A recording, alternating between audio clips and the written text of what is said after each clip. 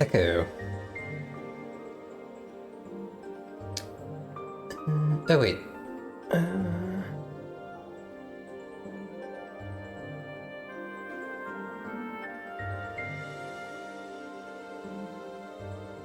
Maybe we need to do Dolores' quest first? Did your voice cause someone's death or some other tragedy? She pauses, opens her mouth, and frowns. After a moment, she shakes her head. Are you emotionally wounded? Is that why you can't speak? Shakes her head again. Do you know the word that will undo the multiverse if it's spoken? Her eyes widen in surprise, then gives you a beaming smile, rolling her eyes and shaking her head. Are you silent because of a broken heart? She smiles pleasantly, then shakes her head.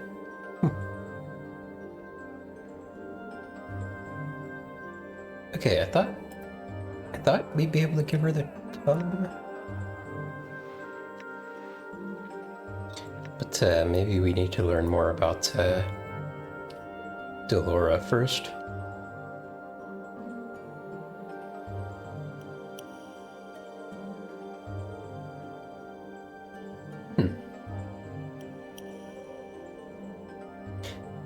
Okay, I'm pretty sure Delora won't speak to us right now. Yeah, okay, let's check this quest. I agreed to seek out a man named Merriman, Delora's first love, and speak to him on her behalf. She told me he was a member of the Society of Sensation, and so should ask for him at the Civic Festhall. Okay, so I guess I could go directly there. Or I could do what I had been doing and continue exploring the rest of the areas here. Wait, did it say what his name was? Merriman. Okay. I'm gone. Maybe we just go look, see if we can immediately see him when going in here or not.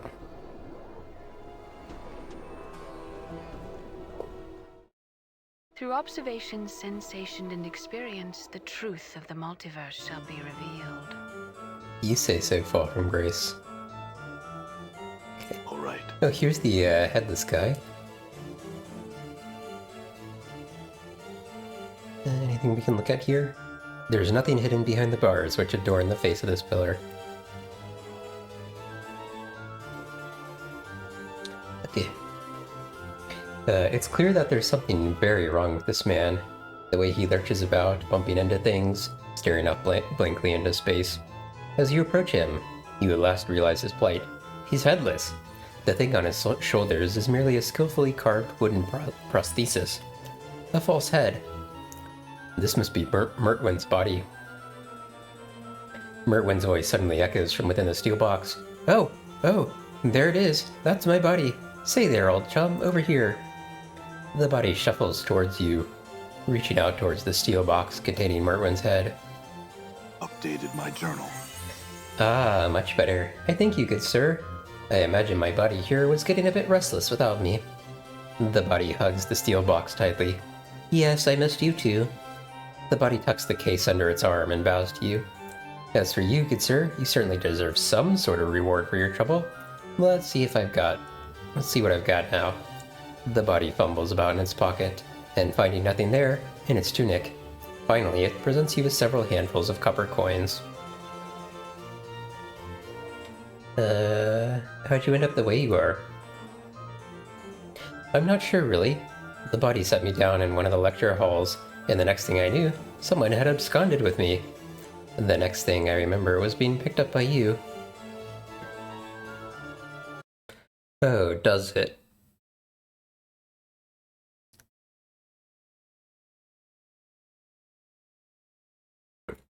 Right back at you.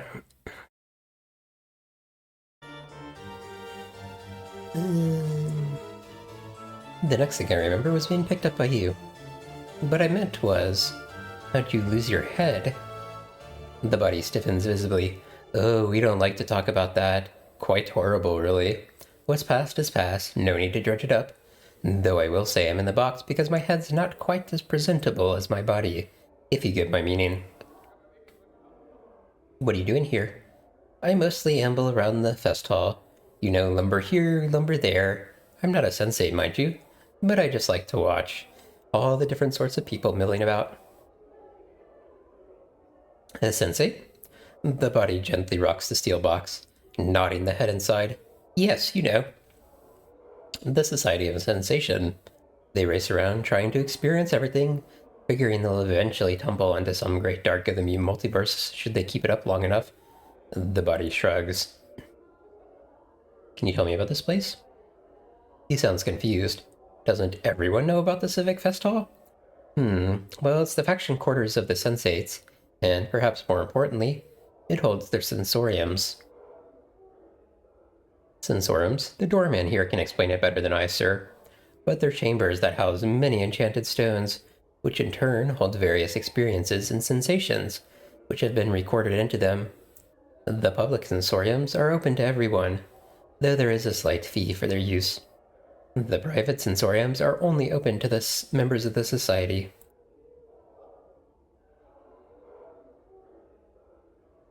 Okay, what about Revel Puzzlewell? Revel? Can't say I recall the woman. Alright. I'm gone. There's Jumbo who cursed Reekwind, so that's another quest we have to chat about. This throne appears as old as the building itself. It looks unused. More a piece of artwork than a ruler's seat. Lots of named people here. I don't see Merriman yet. Jolmy. Did someone ask us about Jolmy too?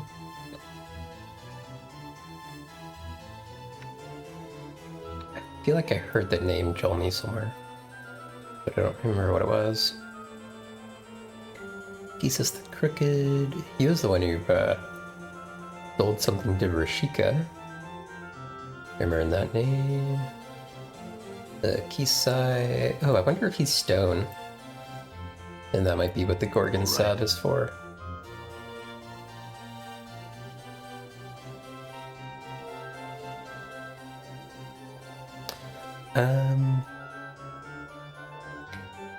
Let's see.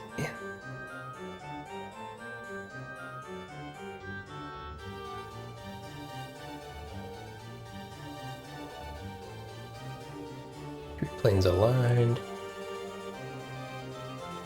Eli Havelock.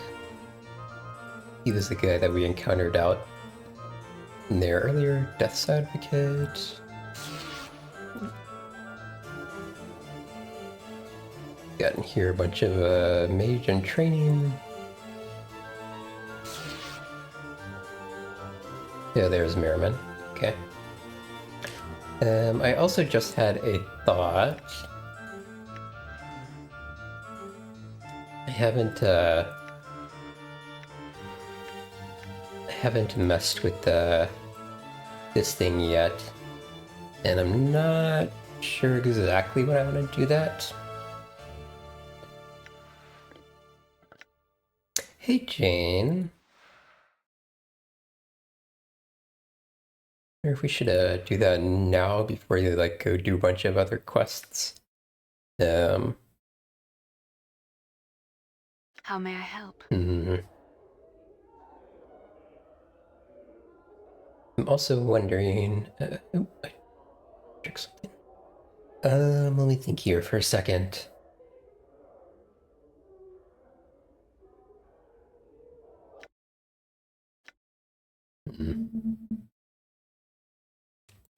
I think I'll maybe leave that I'm here. for a bit. Done. Kind of happy with my party for the moment. Merriman. This man looks like a bitter, cantankerous old codger. His mouth is twisted into a frown that becomes even more severe as he notices you coming his way. Merriman my name be? Maybe, but merry I am not. Off with you, young man. Or off with you, young one. No time for the likes of you.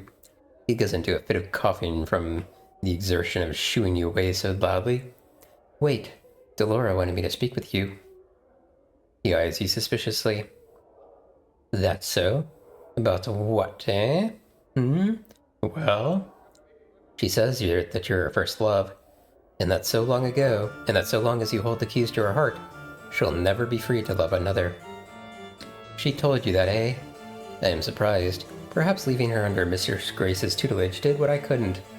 Started to develop her feelings. In any case, he pats the pocket on his tunic. I won't just give the keys to you. Wait, those are literally the keys to her heart?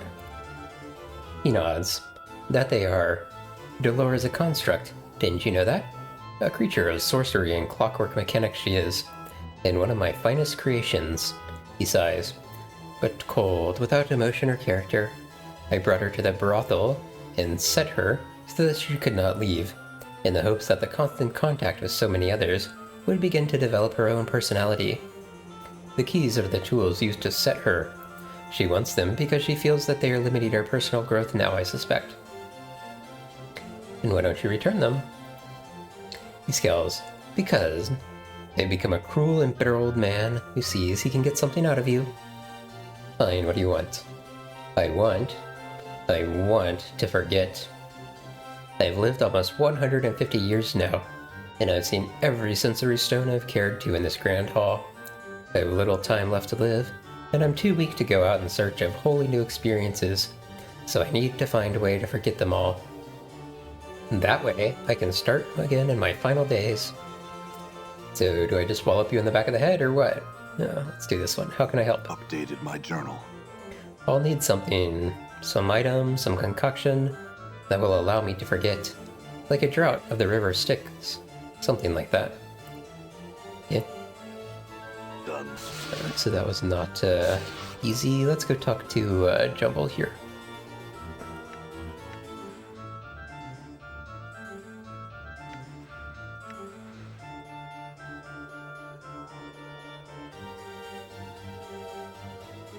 This short, balding man's orange tunic and rather sizable gut give him the look of a walking pumpkin. He is absent-mindedly patting his large paunch with a slow rhythm, as if it were a drum. The man's odd, crooked smile and strange gleam in his eyes make him look a bit mad. Greetings. The man gives an exaggerated, flourishing bow and presents a small card, which reads only Jumbo Murdersense, Zeositect Sorcerer Extraordinaire. He then snatches the card from your grasp and proceeds to eat it, grinning wildly all the while. Mort whispers, somewhere, an asylum is one barmy short. I'd like you to remove Requin's curse. Jumbo pretends not to hear you, instead belching loudly and resuming his belly drumming, his eyes wandering around the Festhall. Anything I could do so that you'd remove it? He won't look at you, but shakes his head.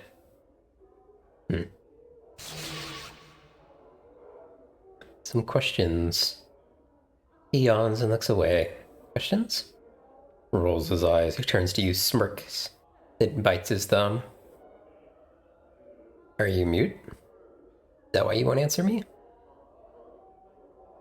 Cocks his head and gives you a stupid grin. Slowly he shrugs, then shuts his eyes and sticks his tongue out at you.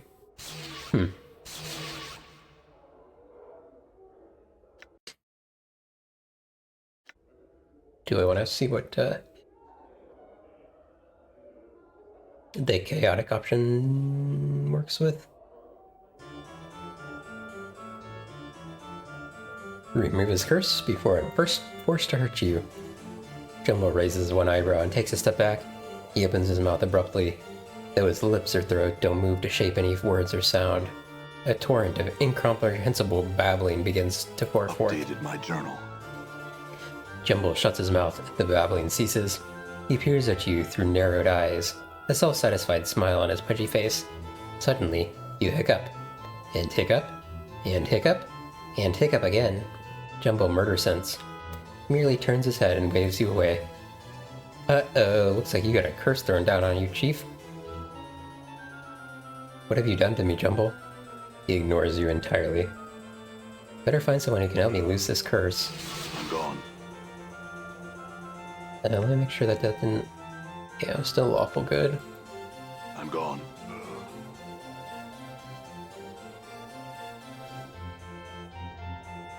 Done.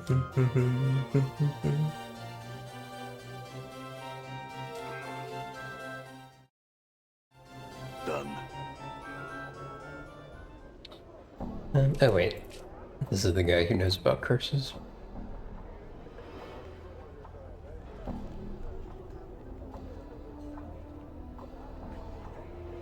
Perhaps you could, help me. Help you? He sneers, doubtful. Before you can respond, he sighs, shaking his head. Well, perhaps I could. What troubles you? Jumble cursed me. Jumble? Ha! That sputtering mooncalf could never best me. Oh, the battles we used to have, though. He frowns. But I'm all past that now. No longer my sort of thing, you see. I really don't know what I could do for you after all. After all, it's his curse. Not the sort you'd find on an item or some such. You know, that you could remove with a simple magics. You'll have to remove it willingly. Well, could you teach me a curse then that I could use on him? Well, I don't normally do that. I keep my curses to myself, you know. And besides, even a single curse would take one a long, long while to learn. More time than I'd care to spend on it. Perhaps you're just worried your curses aren't good enough to best him anymore. You what? Of all the ridiculous. No, look here, you knuckle-dragging sack of scars. Salabash the Onyx is a master of curses, and there is no other. Why, I could give you but a single phrase that would render that nincompoop's cursing wholly impotent. Her sheer lips look skeptical. That's it. You made me do it. Salabash utters a short string of impossible syllables. Words of power, which you note mentally for later use against Jumble. There. See what that does to him. And tell me Salabash the Onyx isn't the master of curses then. Updated my journal. I'm gone.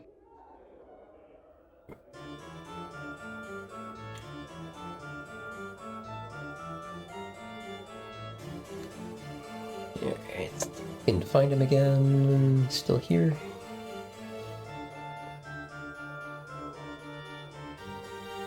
Or the cursed Salabash taught you at him. Salabash taught you at him. Jumbo stares at you with a somewhat skeptical expression as you speak the arcane symbols of Salabash's curse.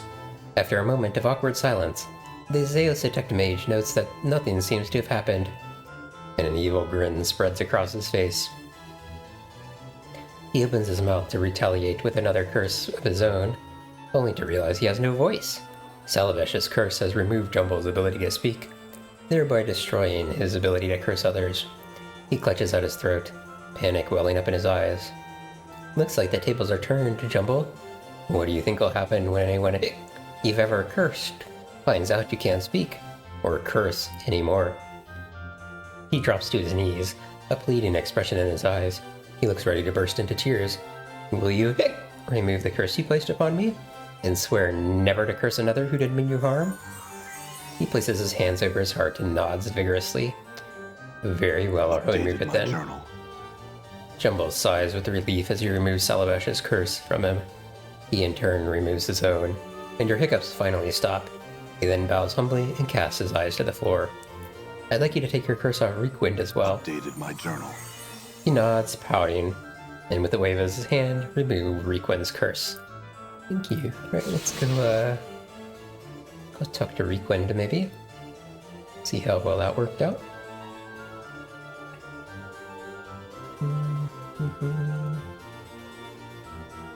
They'll have quite a lot of stuff to explore in the Clerk's Ward. Let's go see Reekwind first.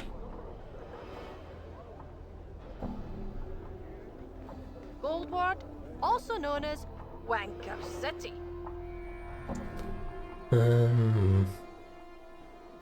Here, I think. All right.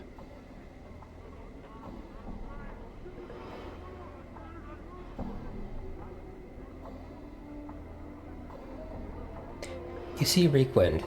His eyes are reverted to their normal size, and he is no longer assailed by the twitching spasms that you noted before. He is smiling, and he looks considerably cleaner than before. He looks at you amazed. It stopped. It all stopped, just like that. He snaps his fingers, then looks down at himself. Powers above, He laughs. I feel clean again. Glad to hear it. Jumble didn't want to remove the curse, but I got it out of him. I thank you, sir. He looks flustered. I have nothing to pay you with, but you are in my good graces. He shrugs, for whatever that is worth. He frowns, then stands up straight. I will tell the story of your kindness to all who will listen. Actually, do you have any stories you haven't told me already? That could be payment enough. Of course, of course. He looks around. Though I had enough of telling tales. Do you have something I could write them in? I have a journal here. He takes the journal. He scribbles for a while, then hands it back to you. There you are. Thank you, Requind. If you would never use that name again, I, among others, would be thankful. What should I call you? My name is... He suddenly catches himself and smiles. No, perhaps I shall keep that to myself this time. He nods respectfully to you. Thank you, good sir. Okay. Wonder how, long the entrance is here. Here we go.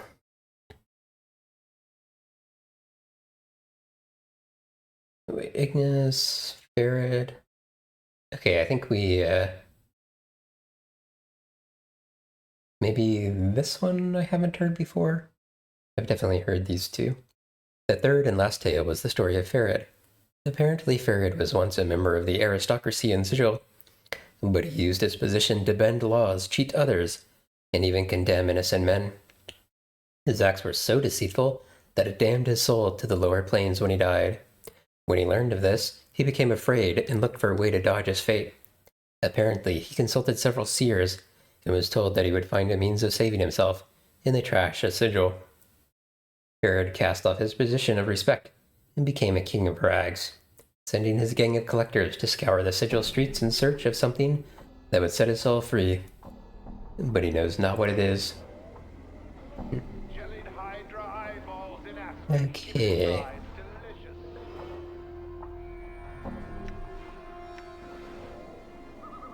So, a couple things. I'm interested in using this. But trying to remember the details of this. I don't remember them. Oh, did I rest yet? Let's go rest first so I can identify this. I'm gone.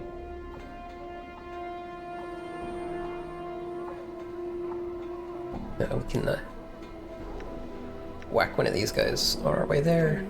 Very well. This thing will not burn. Did you see that? I'm gone.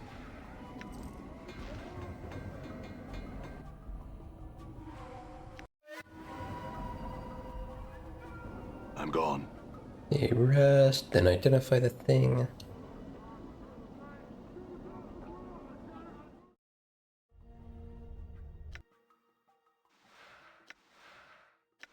Oops.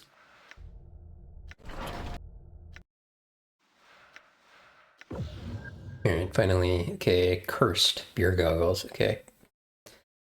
I don't know why I would, want those, but sure, why not? Okay, so I know this is involved in getting a new companion, but also it results in a dungeon, which is like kind of a boring thing in the game.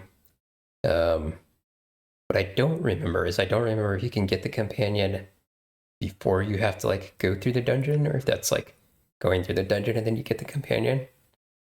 The other thing I'm potentially worried about is I don't know if that works if my party is full.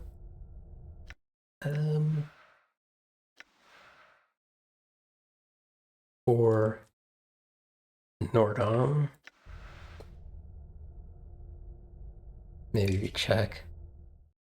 There was also, I know there were also bugs associated with it in the Enhanced Edition. I have a mod which is supposed to fix that, but I haven't tested. So maybe we look at it quickly and look at it and see what happens initially, or but maybe we don't end up actually doing it.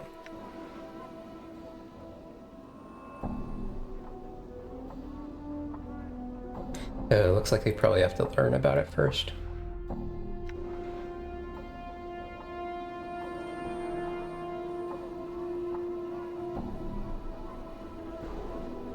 Okay.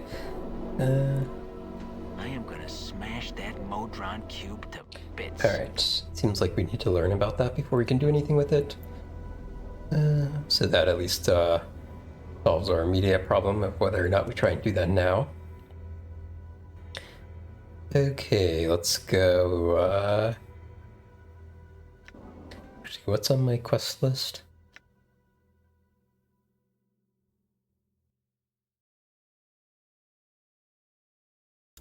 Juliet. Okay, Montague is also in the Festhall.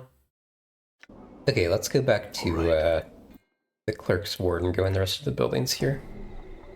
Ooh, I don't want it to be nighttime.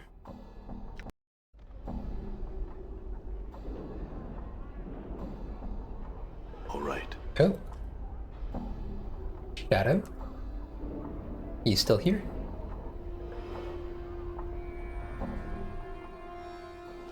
Huh. Done. And that was interesting.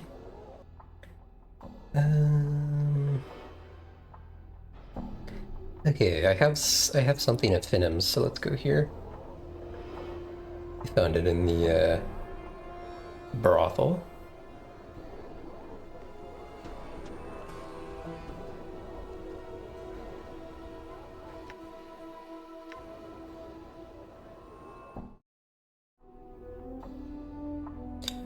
Alright, Finham the Linguist. No, 'tis not here. Where is that book? Aye? Why not? I'm gone. Alright, let's see if we get in trouble for looting.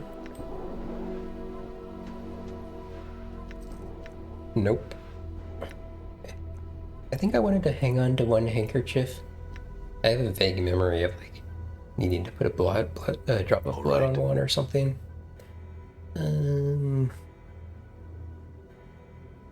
Okay. This short, scholarly man, a tight, nervous frown on his face, looks you up and down. Greetings, I am Finham. I must beg your pardon, sir, but I care little for guests, invited or otherwise. So unless you business with me, I would ask you to leave. I did have some questions. I would have you know that I'm a scholar and a linguist, sir. While I shall happily entertain any questions regarding my field of language, and the like. I can be of no help to you in other matters. Wait, don't you want to know about your book?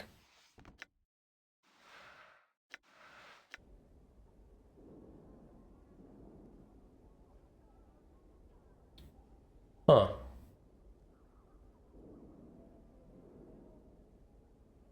All right. Can I, like, put it in one of these things that he's looking in?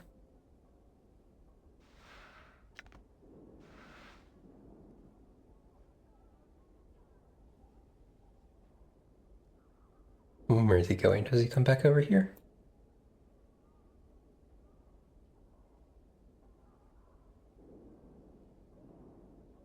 No, 'tis not here. Where is that book? I mean, come on, it's right here.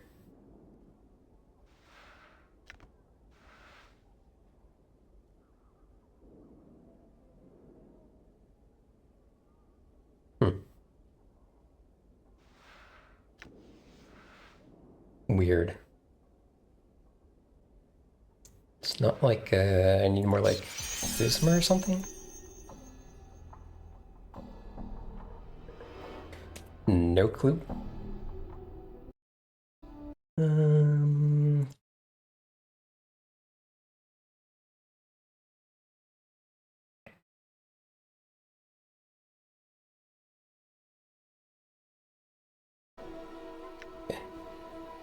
Done. I guess that's, maybe some other Done. scenario has to happen first. Okay. So I've still got the Advocate's Home, the Galleria, the Apothecary, technically the Under Sigil as well, and the Civic Festhall, but we're doing Civic Festhall last, I think.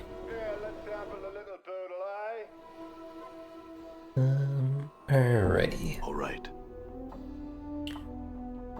anything interesting in here? This is a solid crystal tank with several fish frozen inside. Frozen? This is a beautiful silver mirror. Anything else we can look at? Alright, I need to step away for just a second before we start another conversation. I'll be right back. Okay, let's see what the advocate has to say.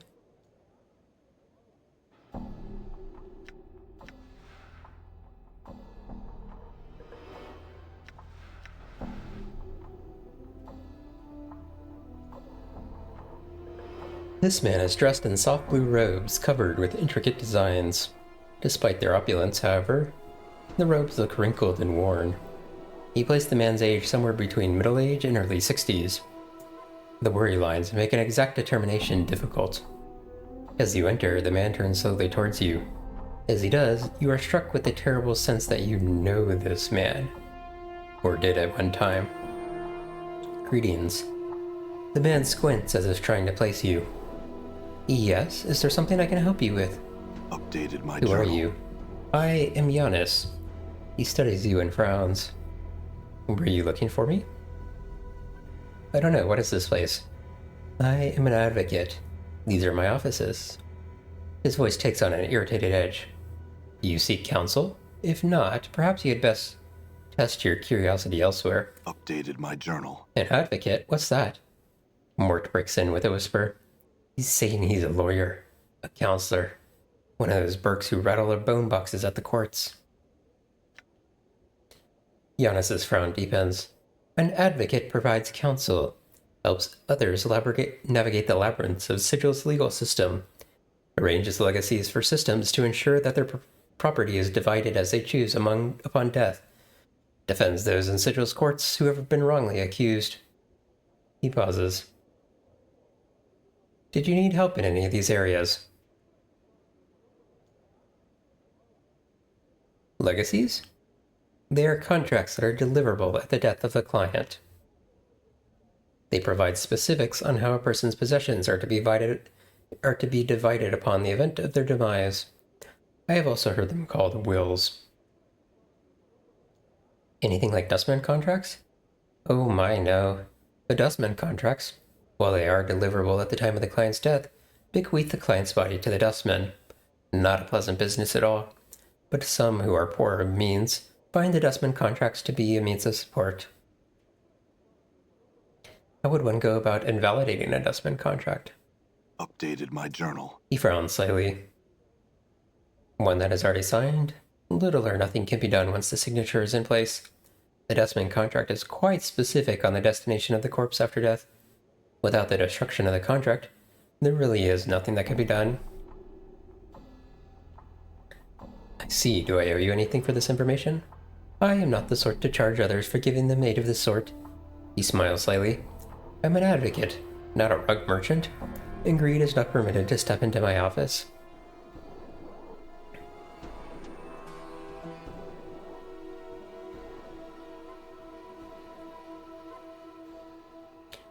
Excuse me for asking, but are you alright?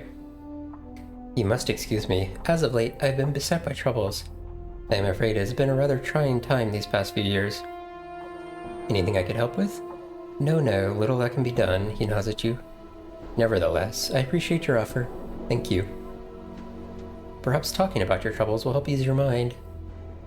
He sighs. I do not wish to burden you. I lost my daughter long ago. There was also the fire, but that's another matter. Tell me about your daughter. Instantly, Giannis seems to collapse into himself. Yes. His businesslike facade drains from his face to be replaced with cold despair. My daughter, Dayanara, passed away some time ago. Interesting. Tell me about her. What was she like? Dayanara? She was young. She had recently joined the Society of Sensation. The Sensates. Not an unpleasant faction, but she had also met someone there. She followed him on a journey, and there, she died. But he looks pained. I was not even able to recover her body. Okay, hold on. Updated Before we, my journal. piss him off. I want to ask him about other stuff first. Have we met before? The man studies you for a moment, frowning in thought. The wrinkles on his face become more pronounced as he does so, and you are again struck by the toll that age seems to have placed upon him. No, yet you seem familiar.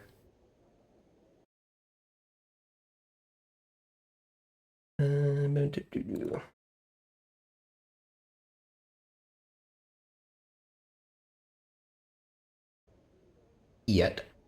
He continues to study your features, then shakes his head. I will concede there is something familiar about you, sir, and I apologize for any insult my failing memory may be giving you at this moment. I have been preoccupied for some time now. Have we met before? I think so. I can't really remember myself. Frustrating for us both, it would seem.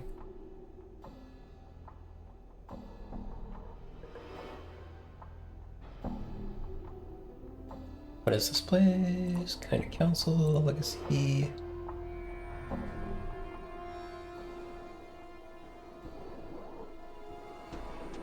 Can you tell me about the legacies? They are contracts that are deliverable at the death of clients. Wait, same thing. Okay. I thought for sure there would be like a way for me to get a legacy. Okay, tell me about the fire. There is nothing much to say about the matter. It was a strange and localized fire. I cannot imagine what would have been precious in the documents that were burned, but someone must have wanted them destroyed. Any luck locating the person responsible? No. Neither the Harmonia nor the Mercy Killers have had any fortune in locating the person responsible. What was burned? A number of old legacies were burned, and some mementos and other keepsakes of value only to me. Okay, let's go back to talking about his daughter. Okay, hold on. Several different options here, and I don't want to piss him off. Okay. You say she was a sensate? Yes. He becomes slightly more animated, as if warming himself on a precious memory. She had joined them because of her gift, and the fact that there was so much about the Multiverse she wanted to experience. The sensates lend themselves readily to the sharing of experience and sensation. Updated Gift. my journal. Oh, yes, he nods. My daughter had the blood of an oracle running in her veins, but it was an unreliable talent. At times, she could predict events before they took place. She had sight. She could see through time itself, sift through the threads of fate. Do you know anything about the man she journeyed with? Little. I barely even knew of his existence until she departed. By then, it was too late to have known him. Do you know where she went on this journey? She never said. I am not certain she was capable of saying where they had gone. It must have been a terrible place. How'd she die? I do not know. Her body was never recovered. His face turns blood red and his hands clench into fists. And that, perhaps, the most maddening part of this misery. I will never know what possessed her to run off like that, what happened to her, nor where her body lies now. Forgive me for asking, but how do you know she's dead if you never saw the body? It is most curious. I went to the dustmen to see if they had found her body, and they directed me to one of their faction outside the Dustman monument. A dustman named Death of Names, I believe. He is said to be an oracle of sorts, concerning those who have died. He told me my daughter had died.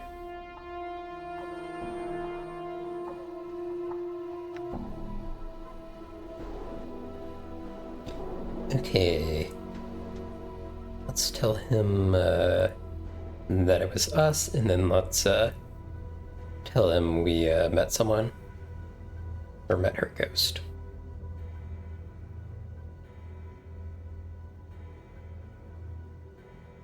I believe the man was me, but I have forgotten much. You? He looks you up and down. You are the one, and you say you have forgotten? He draws himself up. He looks like he is squaring himself for a battle. You have forgotten? But the incident was not so long ago. How can this be? I have a strange condition. I lose myself for a time. Anything you can tell me about myself or your daughter would be invaluable. Countless lawyers have I known in my tenure in this city. He studies you intently. You do not strike me as one of them, at least on this matter. Besides, if you truly do not remember, then whatever befell you and my daughter on your journey must have left deep scars. I'm inclined to agree. Then I ask your word on this. If your memory returns, and you discover what has happened to my daughter, return to me so that my mind may at last be unrested at this matter. I will do that. Very well then. Now leave. I wish to be alone with my thoughts.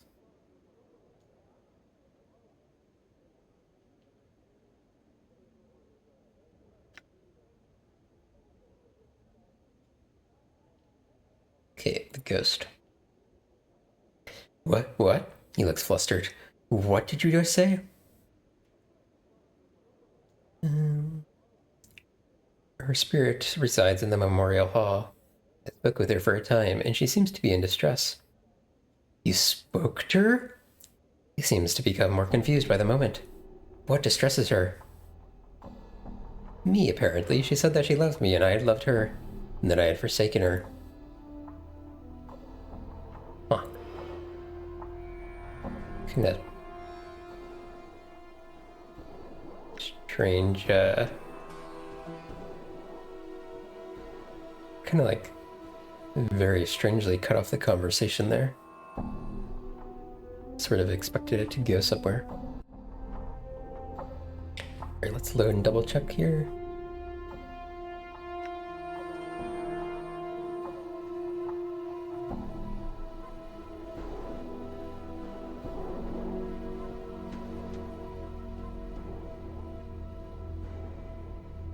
What if we don't mention the stress?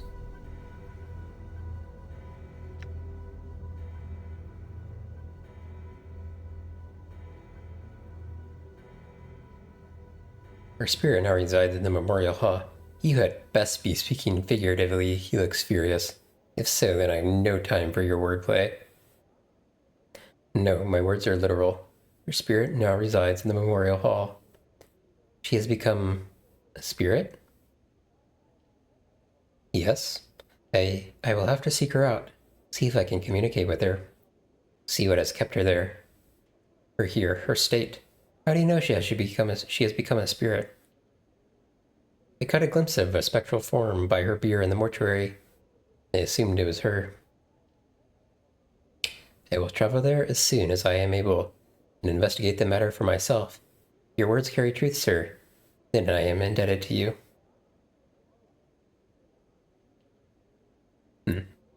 Done. That seemed to be a more, like a better outcome. Done. I wonder if, I like leave and come back if anything will have happened.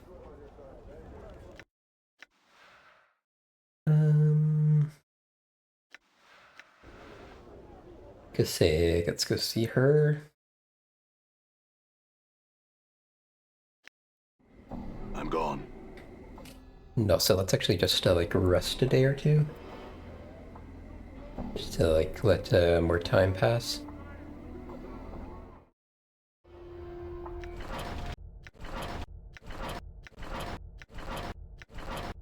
I'm gone. If that has any Done. impact.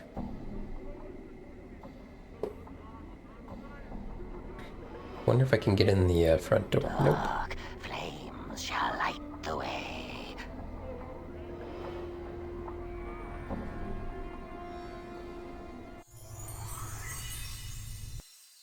Okay.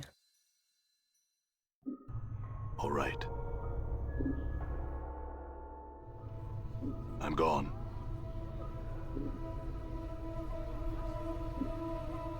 Talk to her and see if anything came of that.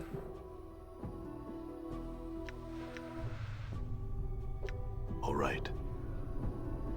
My love, you have returned to me. Can it be that your memories have returned? I shall wait for you in Death's halls, my love. Didn't seem like anything new there. Done. Alright, let's go back to the Advocate and see if he was able to make it to her. I'm gone. It's also possible, I have a vague recollection of getting a legacy from him. Maybe he won't do it unless we do that quest or something. I don't know. All right.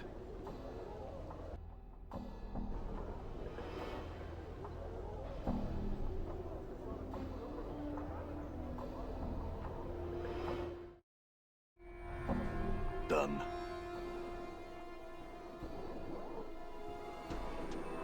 Aye, why not?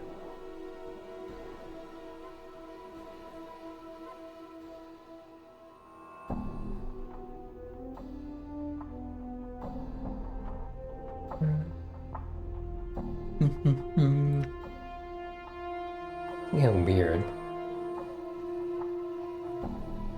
I feel like repeating the same thing. Huh. Weird. Maybe he goes on his own at some I'm gone. point.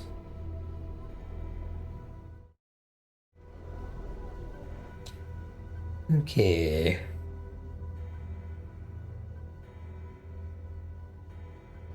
I'm gone. I'm sure you can buy it, I can't remember how. Yeah, I'm guessing that there's some point in the game where you, like, learn about it and then you can get it. Okay, so we need to do the Galleria, the Apothecary, under Sigil and Festhall.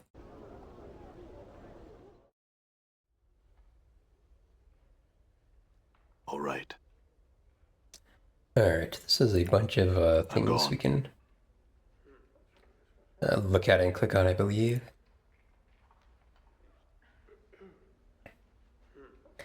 Several shards of black crystal, or ice, soar within the freezing wind that this ornate pedestal gives forth.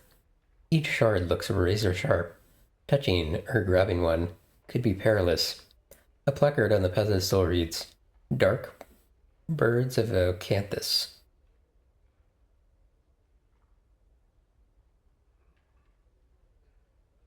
Catch one in your frost mug. You dip the mug into the icy wind rising from the pedestal, catching a small shard with a slight clang. Peering into the mug, you can see that the dark bird is a razor sharp sliver of black ice. Only the mug's magical properties prevent the shard from melting away to nothing.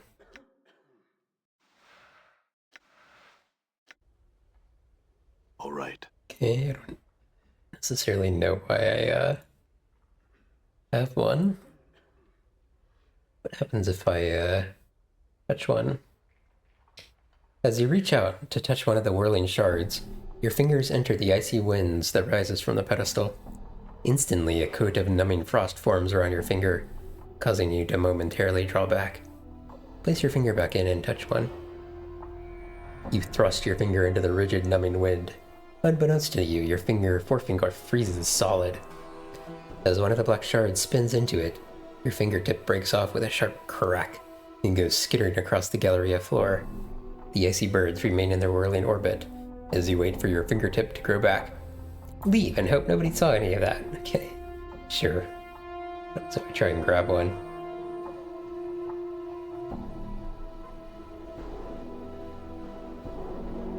You thrust your hand into the frigid, numbing wind. Unbeknownst to you, your entire hand freezes solid as you wrap it around one of the dark birds. As another one of the black shards spins into your fist, your hand breaks off at the wrist with a sharp crack and goes clattering across the floor. Pick it up and put it back on. You pick up the frost-covered fist and thrust it into your bleeding stump, noticing that the dark bird you grabbed, a razor-sharp shard of black ice, has already melted away to nothing. It looks like you'll have to catch it in something that will keep the cold. Eventually, warmth and feeling return to your hand as your tissues thaw and regenerate. Okay, that just damages us, but doesn't seem to have any negative lasting impact. Okay. Maybe we Well, we got an ad coming up first, so I don't want to start another long conversation before that happens, so let's look at some of these paintings. A set of 4 paintings which portray an empty beach in the dead of night. The air around the painting smells faintly of brine, and the painted sea seems to ebb and flow across the darkened shore. A placard reads, Karasthurin shoreline. Sniff. The surface of the painting smells strongly of the sea air. Touch it. You place your hand on the painting, not knowing quite what to expect, but it is merely the texture of painted canvas that you feel beneath your fingertips. Is this the same thing? Yeah, that's all one painting.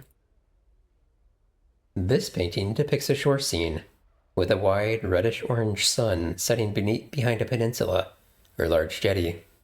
The scene, though unoriginal, is breathtaking. The play of the fading daylight across the water is captured perfectly, but staring at the painted sun for any length of time makes your eyes ache. A placard reads, Surface of Thalassia. Oddly enough, there's nothing unusual about the surface of the painting.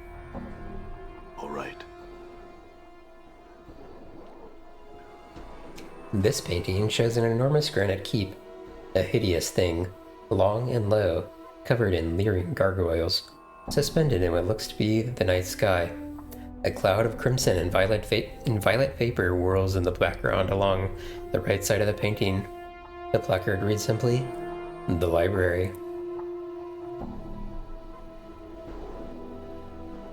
The hundreds of chips of translucent green glass which make up the stained glass window don't appear to be held together by anything, but rather remain free-floating and mysteriously suspended within the iron frame's boundaries. The shards ripple and move in slow waves, causing bizarre patterns to fluctuate across the window's surface as various portions of it refract the Galleria's light in different directions. A small placard beside the window reads, Arcadian Stained Glass Window. You reach out to touch the undulating glass shards, but find you cannot do so. Your hand stops just short of the surface of the glass. Okay, I'm gonna probably load after this, but let's see what happens. You succeed in only bruising your knuckles. The glass may as well be sheet iron. All right.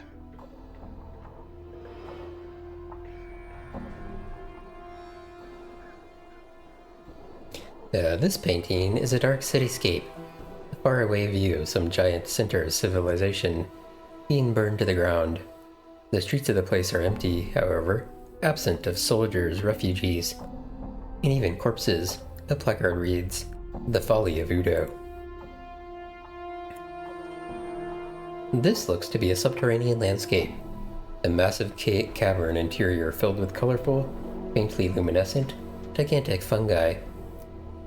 Placard reads, Veil beneath Clangeddon. This is a portrait of a grotesque, hook-nosed old crone. The hag's flesh is a sickly blue-gray color. Her eyes glow red like the embers of a dying fire. Her chin, long and sharp, juts forward in an extreme underbite. 2 yellowed canines protrude upwards from her lower jaw, like small tusks. The smile upon her withered, purplish lips speaks of a horrible secret. The placard reads, Grey Hag of Oinos. Foreshadowing? Yeah, for sure. As you begin to turn away from the painting, something in it draws your attention. A strange, tingling sensation arises in the back of your mind, a memory beginning to surface. You recall standing, confused, in a maze of briars. The hideous crone from the painting is before you, cackling wildly. You grit your teeth in frustration, wondering why she's laughing at you. My poor, dear, lovely man-thing, she croons. Why, that was your first wish. He points a single bony clawed finger at your forehead. Your temples begin to throb painfully, and you can remember nothing more. We've actually heard the rest of that story, or at least part of it. Okay, what's this? The statue looks like it is about to make some angry proclamation. The sculptor has captured the essence of fury magnificently. The chiseled tension lines around the neck and forehead alone must have taken many long months to get correct. Fine cracks run over the entire statue. And there's a plaque attached to the base. The plaque reads, "This statue is believed to be the final feint of Ether Syrian sorcerer Gangroidian. Gangroigidon. Attacked by a conclave of rival sorcerers, the height of his dream madness, he was imprisoned with a spell that turned his flesh to stone. He is said to have been frozen with a final awful curse still upon his lips, a curse so terrible that it was never meant to be spoken by the lips of a living man."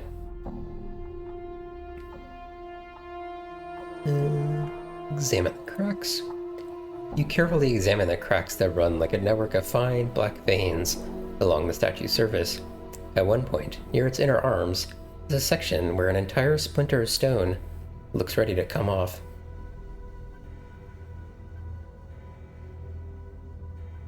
Break the piece off. You reach for the section of the forearm where the cracks have formed. You grip it firmly and yank, to no avail. You'll need a hammer to break the stone, and a small one. The limited space between the statue's arms and body means a large one suitable for combat, for instance, won't work. So not one of these, huh? I wonder if I've, seen a hammer I could buy somewhere? I hear your words. Don't know. Okay, we're gonna test this, although I'm sure I'm gonna load afterwards. You smear the foul-smelling ointment over the statue. There's a strange simmering around the statue, and you watch as it takes an intake of breath, and the eyes fill with a blazing vengeful madness. Cover your ears. Before you can do a thing, a blazing torrent of words flies around from the sorcerer's lips. As he speaks, you feel an agonizing sensation, like a sudden wave of raging heat pour over you and settle into your skin like a blistering wound. Blindness strikes you as your eyes burst, running from their sockets like shattered eggs. You hear someone screaming and realize it's you. Wait for the horror to end. The last things you hear, even over your own cries, is Mort shouting. It's all right. Oh, interesting. New taunts for Mort. And again, death attempts to claim you. Die horribly. Oh, feel. Okay, I mean, that was chaotic, but it also upgraded Mort's stuff, and I got some experience for it. All right. I'm gone. Let me see if I can would still let me break off a piece if I had the hammer. If yes, then I think I'll save. Otherwise, I'll load. I'm gone. Oh wait, it's gone now. Okay, we'll do that later. We want to get the piece first if we can. Okay. The surface of this painting, a wild collage of vivid colors, ripples constantly, as if it were the surface of a pond during a light rain. The placard reads, "Wave Motion Study Number 7. You place your palm against the canvas. You cannot feel the ripples themselves, though a cool tingling sensation passes through your hand at first contact. All right. The brilliant ruby statuette stands on this pedestal, carved into the image of a winged humanoid. The figure is either demonic or angelic in nature, but it's difficult to tell which, because it refracts the light in the Galleria strangely. There is no placard indicating what exactly the statuette is.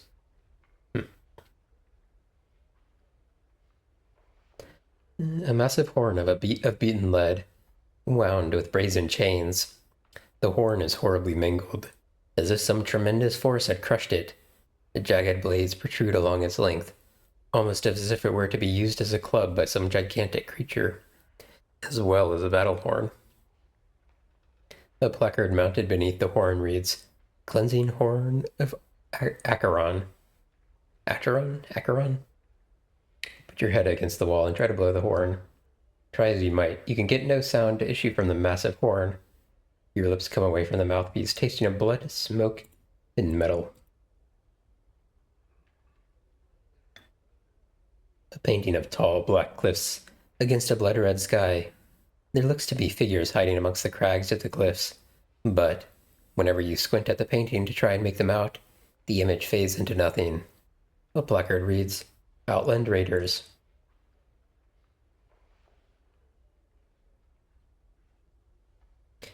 This painting shows what looks to be an infinitely long stream of bilious green gas stretching off into darkness. The horizon of a blasted, rocky plain can be seen in the lower right-hand corner of the painting. One is given the impression that the head of the green cloud is rearing to strike down upon it. The placard reads, Azazoth at the consumption of Nagar. This painting, an abstract work of greens and purples, writhes and ripples as it's watched. Closer examination reveals that the actual painted image is changing, rather than the canvas itself. The placard states, Moment's glance from the walls of Mach Shema. You place your hand upon the painting, as you suspected. It is not the canvas itself is physically moving, but that it is not that the canvas is physically moving, but that the painted image itself is changing. And the last one. An animated, bloody iron chain, coiling and uncoiling upon itself. The chain itself seems to bend and weave like the spine of a snake. A small placard reads, A chitin's animate chain, from Jangling Hider. The chain is slightly warm to the touch, as if it were alive. You notice that the various barbs, tiny hooks, needles, and other small sharp bits are welded along the chain's length. I'm gone. Done. Talk to this lady. Before you is a well-dressed elderly woman in a gown of peach-colored and golden thread. She stands quietly, her hands folded together primly, and nods in your direction. It is then that you notice she has no pupils. Her eyes are entirely white. Greetings, sir. I am Ivana. Welcome to my galleria. Feel free to look about, spending as much time here as you like. Should you have questions regarding any of the pieces, do not hesitate to ask me of them. I had some questions, Ivana. One moment, sir. Your voice. It is heavy with age and wounds. Would you be so kind as to permit me to touch your face? Yes, go ahead. She smiles, gently running her old hands over the skin of your face. She frowns, looking slightly puzzled. So many scars, both old and new. They seem to. She touches the side of your throat, blushes, then pulls away. Pardon me, sir. I was curious to see how far they went. It's fine, and they're everywhere. My whole body is scarred. She nods. Oh, geez. Okay. Quite a conversation here.